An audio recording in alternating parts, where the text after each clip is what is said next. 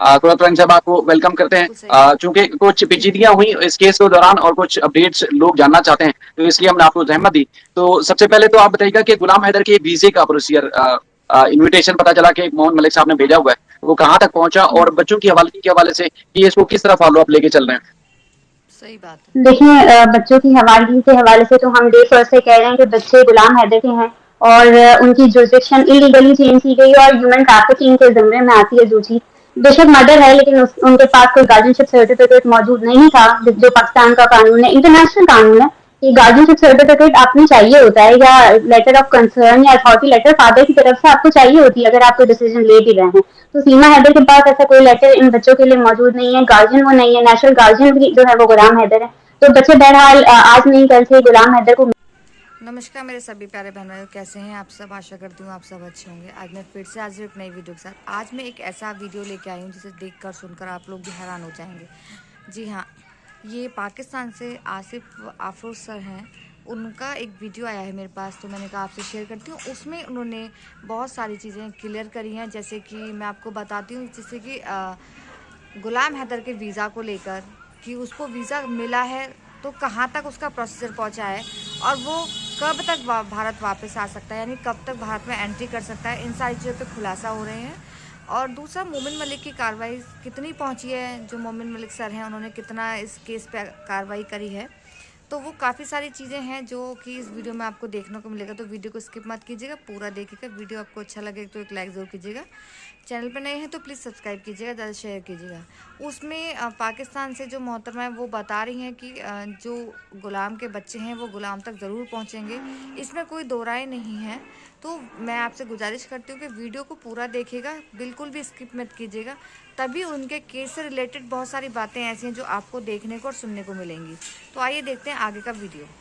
कुलत्रंग साहब आपको वेलकम करते हैं। चूंकि कुछ पेचीदगियां हुई इस केस के दौरान और कुछ अपडेट्स लोग जानना चाहते हैं, तो इसलिए हमने आपको जहमत दी। तो सबसे पहले तो आप बताइएगा कि गुलाम हैदर के वीजे का प्रोसीजर, इनविटेशन पता चला कि मोहन मलिक साहब ने भेजा हुआ है, वो कहाँ तक पहुंचा और बच्चों की हवालगी के हवाले से केस को किस तरह फॉलो अप लेके चल रहे हैं। सही बात है। देखिए, बच्चों की हवालगी के हवाले से तो हम डे फर्स्ट से कह रहे हैं कि बच्चे गुलाम हैदर के हैं और उनकी जुरिस्डिक्शन इलीगली चेंज की गई और ह्यूमन ट्रैफिकिंग के ज़िम्मे में आती है जो चीज़। बेशक मर्डर है, लेकिन उनके पास कोई गार्जियनशिप सर्टिफिकेट मौजूद नहीं था, जो पाकिस्तान का कानून है, इंटरनेशनल कानून है कि गार्जियनशिप सर्टिफिकेट आपने चाहिए होता है, या लेटर ऑफ कंसर्न या अथॉरिटी लेटर फादर की तरफ से आपको चाहिए होती है अगर आप कोई डिसीजन ले भी रहे हैं। तो सीमा हैदर के पास ऐसा कोई लेटर इन बच्चों के लिए मौजूद नहीं है, गार्जियन वो नहीं है, नेशनल गार्जियन भी जो है वो गुलाम हैदर है।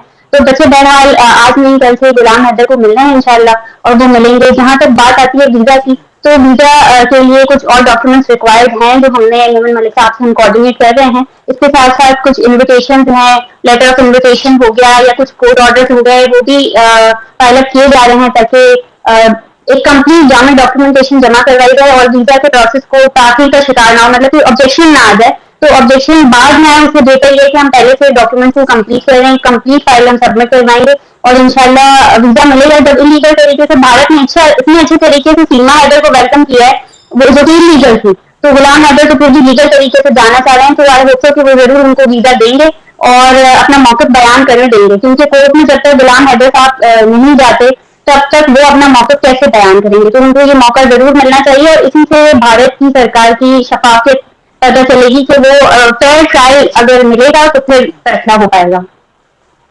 बिल्कुल, चूंकि आप लोग भेजते भी रहे हैं इस तरह के जो केसेस से, लोग वहां से बुलाते भी रहे हैं जो मुख्तलिफ केसेस में आते हैं, तो इस मामले में बड़ा एक्सपीरियंस है।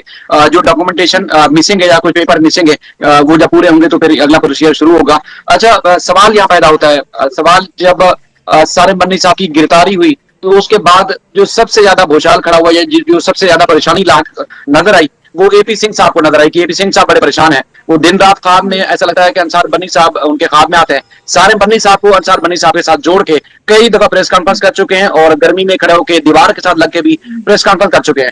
आप चूंकि एक असद रात से अंसार बन्नी साहब के ऑफिस को मैनेज करती हैं, जो गुलाम हैदर का केस है उसको अंसार बन्नी साहब के सारे मामले को सारिम बन्नी साहब के साथ जोड़ा जा रहा है।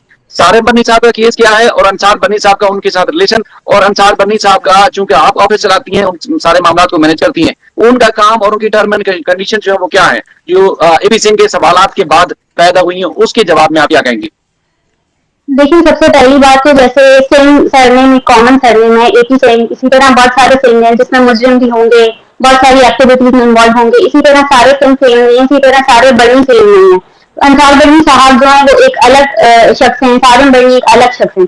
जहां तक बात आती है एटी सिंह की प्रेस कॉन्फ्रेंस की, तो वो बेचारे इतनी बौखलाहट का शिकार हैं कि आप उनको नाम तो छोड़ ही नहीं सकते, उन्होंने गलती कर दी, लेकिन वो तस्वीर भी नहीं पहचान पा रहे। KG2 का बच्चा भी गधे घोड़े में सर कर लेता है, लेकिन उन्हें तस्वीर से भी समझ नहीं आ रहा कि दो डिफरेंट लोगों की बात हो रही है। अंसार बनी साहब बहुत डिफरेंट पर्सनैलिटी रखते हैं, उनकी बड़ी मूछें हैं, गोरे चिट्टे हैं, कहने को कहा जाता है अंग्रेज की तरह दिखते हैं। दूसरी तरफ दूसरी जिस शख्सियत की आप बात कर रहे हैं उनकी दाढ़ी सफेद है, वो डिफरेंट डिफरेंट दिखते हैं, जो डिफरेंट लोग हैं।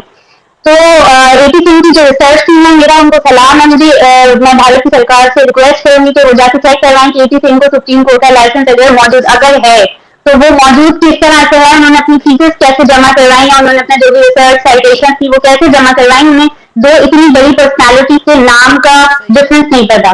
सेकंड बात अगर हम करते हैं अंसार बनी साहब की, तो अंसार बनी साहब इंटरनेशनली रिकॉग्नाइज्ड लॉयर हैं, जो कि सारिम बनी नहीं है।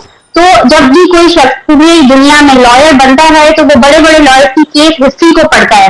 अंसार बनी साहब वन ऑफ दोज पीपल हैं जिनको इंटरनेशनली रिकॉग्नाइज किया जाता है एक बड़े लॉयर की सूरत में। उनकी केसेस को हम लॉयर्स पढ़ते हैं पूरी दुनिया में, क्योंकि श्रीलंका में भी उन्हें PhD की ऑनररी डिग्री दी है, तो पूरी दुनिया के लॉयर्स उनकी केसेस को पढ़ते हैं। तो क्या एक ही दिन कभी एज ए लॉयर भी उनकी केसेस को नहीं पढ़ा? क्योंकि दूसरे दिन शख्स की आप बात करें वो लॉयर नहीं है, इनका क्या रिश्ता है और क्या मामला है, तो उस पर भी मैं अभी आऊंगी। पहले मैं एक ही सिंह का जवाब दे दूं। फिर बात आती है कि आप चीजें छोड़ दें, हमने अगर लॉयर रिसर्च नहीं किया तो आपके अपने मुल्क से जो MB का केस था उसमें इतने आपके मुल्क के लोग हम छुड़वा के लाए थे, भारत के लोगों को छुड़वाया था अंसार बनी साहब ने। उनके मीडिया पे पूरा दिन रात चलता रहा कि अंसार बनी जो है वो गॉड है, भगवान का दर्जा रखते हैं वहां पर, और उस समय की न्यूज चलती रही। तो क्या वो अपने न्यूज चैनल को भी फॉलो नहीं करते? MB में काफी भारतीयों को छुड़ाया गया। उसके बाद गीता का एक बहुत प्रोमिनेंट केस है। तो ये सारे केसेस चले, अंसार बनी साहब तो नहीं पढ़ रहे थे वो, लेकिन जो आपके मुल्क के केसेस को भी उन्होंने नहीं पढ़ा। इतना सुप्रीम कोर्ट का लॉयर बन गया और उन्हें अपनी केसेस भी नहीं पता कि MB सोमाली कजाकों से रिहा करवाया था, तो वो कौन से लॉयर ने रिहा करवाया था?